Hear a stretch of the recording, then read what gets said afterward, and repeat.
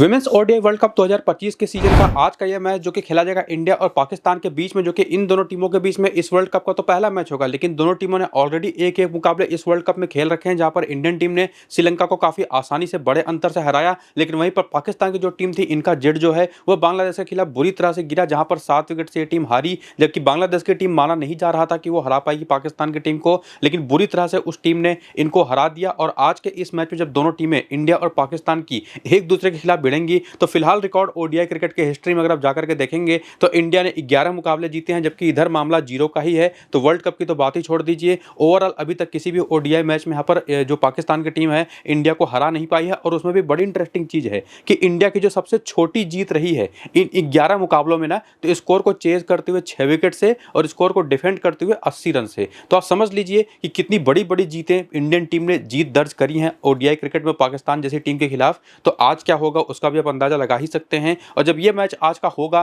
तो उस मैदान पर होगा आर प्रेमदासा स्टेडियम कोलंबो का, जहां पर एक मैच ऑलरेडी जब मैं इस वीडियो को बना रहा था तो हो चुका है। एक मैच यहां पर और होना भी है, जिसका रिजल्ट अभी आया है नहीं जब मैं इस वीडियो को बना रहा हूं। फिलहाल आज का ये जो मैच है 5 अक्टूबर को शाम को 3 बजे से खेला जाएगा। और ध्यान रखिए, एक डे नाइट वनडे मैच है, तो निश्चित तौर पर डिफरेंट चीजें आपको होती दिखाई पड़ेंगी दिन के दौरान और रात के दौरान, जो कि हमने पिछले मुकाबले में भी देखा, जहां पर इसी मैदान पर जो पहला मैच हुआ वो हुआ था बांग्लादेश और पाकिस्तान के बीच के वही मुकाबला, जिसके बारे में अभी कुछ देर पहले मैंने डिस्कस किया कि माना नहीं जा रहा था कि बांग्लादेश की टीम हरा पाएगी। लेकिन वहां पर एक मेजर अपसेट हुआ, जहां पर पाकिस्तान की टीम पहले बैटिंग करने जब उतरी तो केवल 129 रन बना करके ऑल आउट हो गई। और उसके बाद बांग्लादेश की टीम ने बहुत ही आसानी से पहले तो काफी संभल करके शुरुआत करी, पहले 10 ओवर में केवल 23 रन बनाए 1 विकेट के नुकसान पर, और उसके बाद 131 रन 3 विकेट के नुकसान पर बना करके वन साइडेड उस मैच को जीता। और दोनों इनिंग्स की अगर पावर प्ले की कंडीशन देखें तो पाकिस्तान की भी टीम की कंडीशन बहुत अच्छी नहीं थी। 41 के स्कोर पर 2 विकेट गिर गए थे, हालांकि वो दोनों विकेट पहले ओवर में ही गिर गई थी।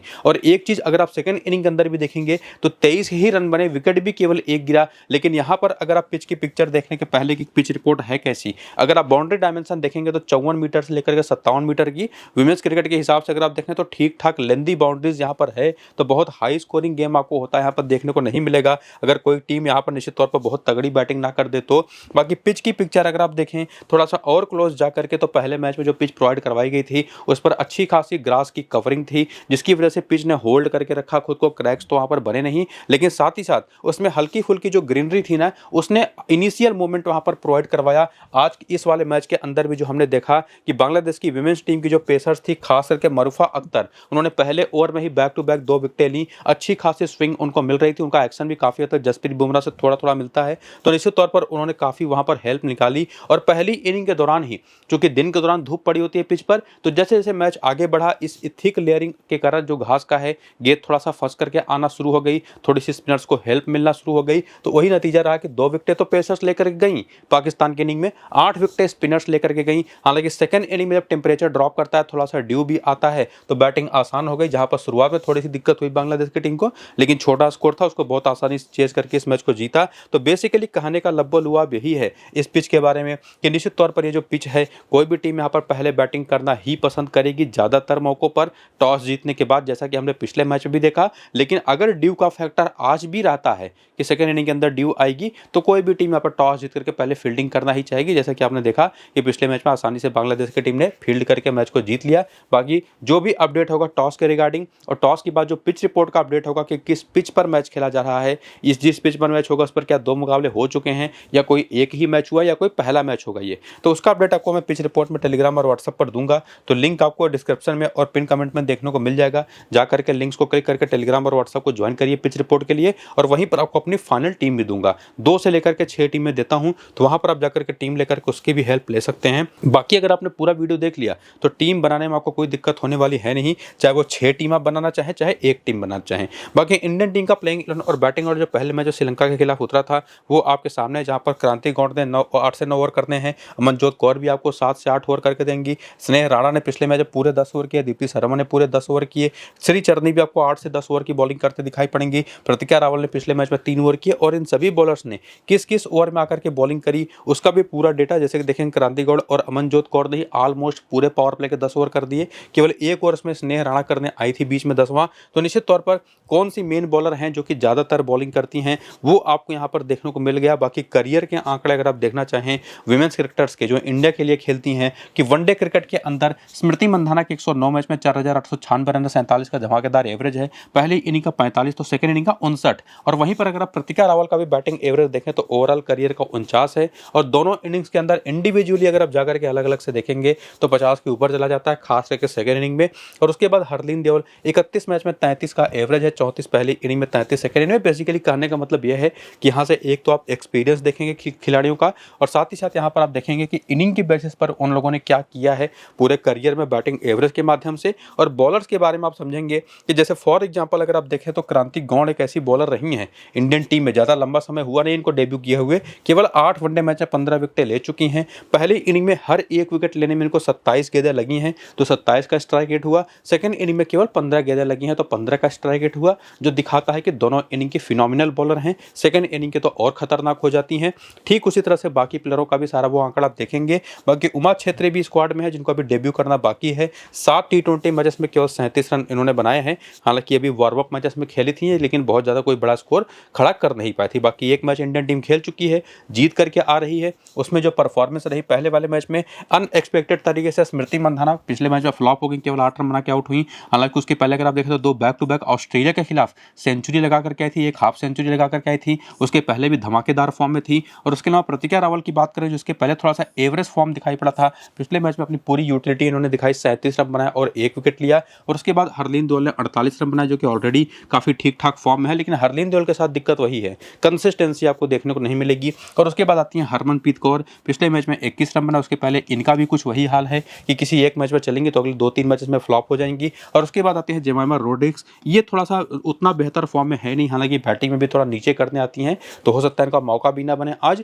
लेकिन निश्चित तौर पर किसी एक या दो टीम के लिए एक अच्छी ऑप्शन होंगी। और दीप्ति शर्मा तो देखें तो अपनी फुल फ्लेजेड ऑलराउंड परफॉर्मेंस इन्होंने दिखाई जो कि ऑलरेडी बहुत जबरदस्त फॉर्म में थी। इसके पहले भी अगर आप देखें तो पिछले मैच में 53 रन और 3 विकेटें भी चटकाई, जबकि अमनजोत कौर ने भी अपना पूरा वही ऑलराउंडर वाला फॉर्म दिखाया, 57 रन और 1 विकेट लिया, जबकि ऋचा घोष कुछ खास कर नहीं पाई। स्नेह राणा ने भी 28 नंबर की शानदार पारी खेली, 2 विकेटें ली। और श्री चरनी ने 2 विकेट लिया, 1 विकेट लिया क्रांति गौड़ ने। और बाकी जो बेंच के प्लेयर्स हैं उनके क्या नंबर्स रिसेंट टाइम के रहे हैं, जिसमें रेणुका सिंह ठाकुर भी हैं, वो भी आप यहाँ पर देख सकते हैं। लेकिन जो भी आपने प्लेइंग इलेवन की परफॉर्मेंस देखी और पिछले मैच में जो प्लेयर्स का रोल आपने देखा, उसकी बेसिस पर सबसे बेस्ट यूटिलिटी प्लेयर कोई इस टीम के अंदर है तो एक है प्रतिका रावल, दूसरी है दीप्ति शर्मा, तीसरी है अमनजोत कौर और चौथी है यहाँ पर स्नेह राणा। कहने का सीधा मतलब मेरा ये है कि जो 6 टीम आपकी बनेगी, ये 4 प्लेयर उनमें से कम 5 या मिनिमम से मिनिमम 4 टीमों में तो जरूर होनी चाहिए। तो 4 से 5 टीमों में या सभी की सभी 6 टीमों में ये 4 प्लेयर आपकी जरूर होनी चाहिए। अब उसमें आपको डिपेंड करेगा कि स्मृति मंधाना के साथ अब हरलीन देओल को लेकर के जाएंगे या हरमनप्रीत कौर को लेकर के जाएंगे या दोनों को ड्रॉप करके जेमाइमा और ऋचा घोष के साथ जाना चाहेंगे। ये आप चीज़ रोटेट करके अपना तय कर सकते हैं। मैं अपना सजेशन अगर अब दूँ तो ज़्यादातर टीमों में आपको हरलीन और हरमनप्रीत कौर को ही इंक्लूड करना है। जैसे हरलीन देओल को तो कम से कम 3 से 4 टीमों में, और उसी तरह से सिमिलरली हरमनप्रीत कौर को भी 3 से 4 टीमों में, 1-2 टीमों में करके आप जेमाइमा रोड्रिग्स और ऋचा घोष को रोटेट करके लेके आ सकते हैं। और उसके बाद बॉलिंग में अगर आप देखेंगे तो श्री चरनी है, क्रांति गौड़ है, वो जैसा कि आपने पीछे करियर भी देखा और पिछले मैच की परफॉर्मेंस भी देखी, तो ये प्लेयर भी 2 ऐसी प्लेयर हैं जो कि निश्चित तौर पर आपकी 3-3, 4-4 टीमों में इंक्लूडेड रहेंगी। तो 4 बेस्ट ऑप्शंस हैं जो कि सीधे टीम में आएंगी, वही चारों को आपको कप्तान रोटेट भी करना है। बाकी प्लेयर्स यूटिलिटी के हिसाब से, जैसे पहली इनिंग की बॉलिंग है तो ज़्यादातर सभी बॉलर आपकी टीम में होंगी, सेकंड इनिंग की तब बैटिंग हो जाएगी तो ज़्यादा बैटर्स आपको रखनी है नहीं, टॉप 3 या टॉप 4 ही लेकर के जाना है। तो इस तरह से कॉम्बिनेशन आपको बनाना है आज के इस मैच में जो 6 टीमें आपकी बनेंगी उसके लिए। और बाकी हेड टू हेड के आंकड़ों से भी कुछ हेल्प लेने की कोशिश करें तो पाकिस्तान के खिलाफ स्मृति मंधाना के 2 मैच में 54 रन है, 3 मैच में 39 रन हरमनप्रीत कौर के हैं, 3 मैच में 97 रन है दीप्ति शर्मा के, 3 विकेटें भी हैं, और वहीं पर 1 मैच में 1 रन है ऋचा घोष के। स्नेह राणा के 1 मैच में 53 नवाद की पारी भी है, 2 विकेटें भी हैं। तो हेड टू हेड में बहुत बड़ा कोई ज़्यादा ऐसा डेटा आपको देखने को नहीं मिलेगा कि जिसके दम पर आप कुछ खास कर पाएं, लेकिन फिर भी जो है वो आपके सामने है। और उसके बाद यहाँ पर आते हैं वेन्यू के आंकड़े देखें तो इस कोलंबो के मैदान पर स्मृति मंधाना के 5 मैच शानदार 264 रन है, और दोनों इनिंग्स में अगर आप देखें तो 50 के राउंड का एवरेज है, 116 का हाईएस्ट स्कोर भी है। बाकी यहीं पर प्रतिका रावल के भी 5 मैच में ऑलमोस्ट 200 रन है, 2 विकेटें हैं। हरलीन देओल के यहाँ पर 30 के ऊपर का बैटिंग एवरेज है। यहाँ पर हरमनप्रीत कौर के 4 मैच 140 रन है। बाकी जेमाइमा के नंबर्स तो और भी कमाल है, 4 मैच 245 रन, 123 का हाईएस्ट स्कोर। तो किसी एक आध टीम में आप उनको कप्तान भी रखिएगा। रखिएगा। बाकी दीप्ति शर्मा के 5 बॉल 146 रन 5 विकेटें हैं और यहाँ पर ऋचा घोष ने भी बढ़िया काम कर रखा है। इवन अमनजोत कौर के तो 2 मैच में 6 विकेटें हैं और इस तरीके की बॉलर्स इस मैदान पर बहुत इंपॉर्टेंट हैं, गेंद को अंदर बाहर करेंगी। और उसके बाद यहाँ पर अमनजोत कौर के बाद स्नेह राणा के 5 मैच में 15 विकेटें हैं, 5 मैच में 6 विकेटें हैं श्री चरनी के, 1 मैच में कोई भी विकेट नहीं है यहाँ पर क्रांति गौड़ के। अरुंधति रेड्डी के 3 मैच में 3 विकेटें हैं। तो वेन्यू का डेटा तो बहुत ही बेसिकली लबालब टाइप का है। और उसके बाद आकर के देखें प्लेयर बैटल, जिसमें सामने की टीम की बॉलिंग को जब ये प्लेयर फेस करेंगे इंडियन बैटर्स ने, तो क्या इनकी वीकनेस सामने आ सकती है। तो उसमें स्मृति मंदाना कोई स्पेसिफिक वीकनेस तो है नहीं, थोड़ी सी ऑफ स्पिन पर फंसती हैं, तो वो एक ऑफ स्पिनर है सामने की टीम में जिनके बारे में आपको बताऊंगा।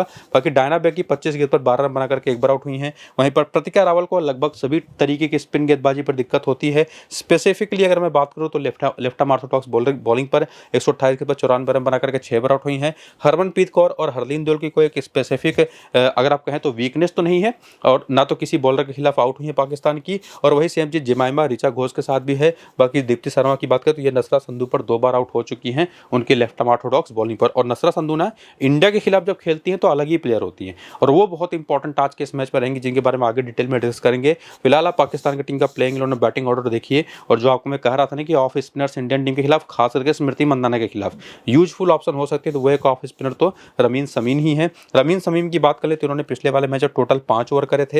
हालांकि उमैमा सोहेल भी एक ऑफ स्पिनर है, लेकिन पिछले मैच में केवल 1 ओवर किया। बाकी नसरा संधू, सादिया इकबाल, डायना बेग और फातिमा सना ने जो ओवर करे वो आप देख सकते हैं। बाकी उधर बेंच देख सकते हो, जैसे इंडियन प्लेयर्स का आपने पूरा करियर का डेटा देखा था, उनका एक्सपीरियंस जाना था वनडे क्रिकेट के अंदर, ठीक उसी तरह से इन पाकिस्तानी प्लेयर्स का भी आप देख सकते हैं, जिसमें बैटर्स का बैटिंग एवरेज, टोटल रन और साथ ही साथ बॉलर्स के टोटल मैचेस में कितनी विकेटें हैं और क्या स्ट्राइक ट्राई नहीं की बेसिस पर वीडियो को रोक करके आप यहाँ पर देखिएगा। और उसके बाद आगे बढ़ करके रिसेंट फॉर्म की तरफ आए तो पहला मैच ये टीम हार चुकी है बांग्लादेश के खिलाफ बुरी तरह से, और उस मैच में निश्चित तौर पर तो परफॉर्मेंस भी नहीं आई होगी, जिसमें नसरा संधू नहीं चली। उसमें अगर आप देखें तो सादिया इकबाल को भी विकेट नहीं मिला। डायना बेग ने जरूर रिसेंटली काफी अच्छे फॉर्म में बहुत अच्छी बॉलिंग कर रहे हैं, विकेटें उतनी नहीं मिली है लेकिन बॉलिंग बड़ी अच्छी कर रही है। 16 रन बनाए, 1 विकेट लिया। इसके पहले देखो तो 1 विकेट है, 2 विकेट है।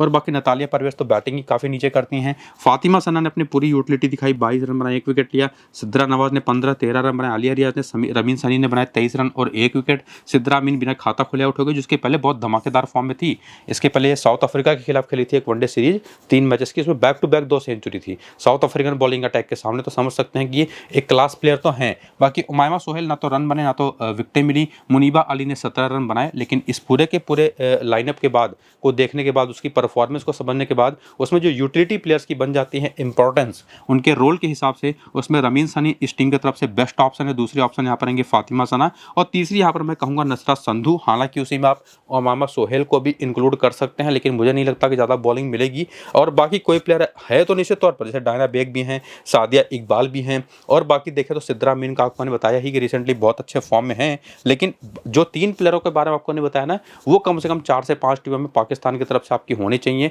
बनने वाली 6 टीमों में से। और बाकी सिद्रा अमीन तो निश्चित तौर पर 3 से 4 टीमों में होंगी। और उसके बाद नीचे अगर आप आए तो यहाँ पर सादिया इकबाल भी 3 से 4 टीमों में होंगी। बाकी जो प्लेयर है ना, उनको ट्रम्प ऑप्शन के तौर पर ही एक टीम में लेकर के जाना है। और बाकी हेड टू हेड के आंकड़े देखने हैं, जिसमें नसरा संधू के इंडिया के खिलाफ 3 मैच में 6 विकेटें हैं, डायना बेग के 2 में 2 विकेटें हैं, फातिमा सना के 1 मैच में 17 रन है, 1 विकेट है। बाकी बैटर तो कोई खास चला नहीं। सिद्रा अमीन ने जरूर 1 मैच में 30 रन बना रखे हैं, तो आपको मैंने बताया भी था कि अच्छी प्लेयर हैं। और बाकी सादिया इकबाल अभी खेली नहीं है इंडिया के खिलाफ, लेकिन बहुत इंपॉर्टेंट होंगी मेरे हिसाब से अगर इंडिया पहले बैटिंग करती है तो। और उसके बाद आकर के वेन्यू का डेटा देखें तो ये सारे नंबर्स आप जो देख रहे हैं वो पहले मैच के ही आंकड़े हैं जो इन्होंने बांग्लादेश के खिलाफ परफॉर्म किया, जिसके बारे में आपको मैंने पीछे बताया। और उसके बाद आते हैं यहाँ पर कप्तान व कप्तान के चॉइसेस की तरफ। उसके पहले थोड़ा वीकनेस भी देख लेते हैं पाकिस्तानी बैटर्स का। तो मुनीबा अली जो कि एक लेफ्ट हैंडर है बेसिकली, तो ऑफ स्पिन पर फंसती हैं। 13 बार 301 रन बना करके आउट हो चुके हैं। स्नेह राणा ने उमैमा सोहेल को 2 गेंद पर 2 रन बना करके 1 बार आउट किया है। Ramen Sunny left arm Orthodox पर फंसती हैं और साथ ही साथ सिद्रा अमीन को तो कोई स्पेसिफिक वीकनेस है नहीं। और उसके बाद अगर हम बात करें तो आलिया रियाज का भी कोई डेटा नहीं मिलेगा, लेकिन फातिमा सना ये लेफ्ट आर्म ऑर्थोडॉक्स बॉलिंग पर बुरी तरह फंसती हैं। और इवन सिद्रा नवाज भी। तो यहाँ पर देखें तो श्री चरनी का रोल बहुत इंपॉर्टेंट हो जाता है आज के मैच के लिए। तो देखना पड़ेगा कि उनको खिलाया जाता है नहीं। हालांकि पिछले में जब बढ़िया बॉलिंग करी थी तो खेलेंगी, उसके चांसेस पूरे हैं। बाकी जो 5-2 तो सबसे सेफ और 3 डिफरेंशियल जो कप्तान के ऑप्शन है, उसमें से तो आपको मैं 4 तो इंडियन ही सजेस्ट करूंगा, और इवन 5वां भी हो सकता था इंडियन। लेकिन फातिमा सना भी एक अच्छी ऑप्शन होंगे डिफरेंशियल वाइस कप्तान की, तो उनको भी आप ट्राई करके रोटेट कर सकते हैं। बाकी जो भी हमारी 6 टीम बनेगी या 2 टीम 3 टीम जो भी मैं बना पाऊंगा वो आपको मैं टेलीग्राम और व्हाट्सएप पर दे दूंगा। बाकी अपनी पिच रिपोर्ट जो सबसे इंपॉर्टेंट है वो आपको मैं टेलीग्राम और व्हाट्सएप पर बताऊंगा। तो उसके इसके लिए जरूर ज्वाइन करिए। लिंक आपको डिस्क्रिप्शन में और पिन कमेंट में देखने को मिल जाएगा इसी वीडियो के, टेलीग्राम और व्हाट्सअप दोनों का लिंक। तो पूरा वीडियो देखिए, वो सबसे जरूरी है। खुद की टीम बनाएंगे तो चांसेस सबसे बेहतर बनेंगे। पिच रिपोर्ट के लिए जरूर आप टेलीग्राम और व्हाट्सअप को ज्वाइन कर लीजिए। हालांकि वहां पर आपको मैं टीम भी कुछ न कुछ दूंगा, तो उससे भी आप आइडिया ले सकते हैं। तो फिलहाल ये वीडियो यहीं पर करेंगे खत्म, चलते हैं, नमस्कार।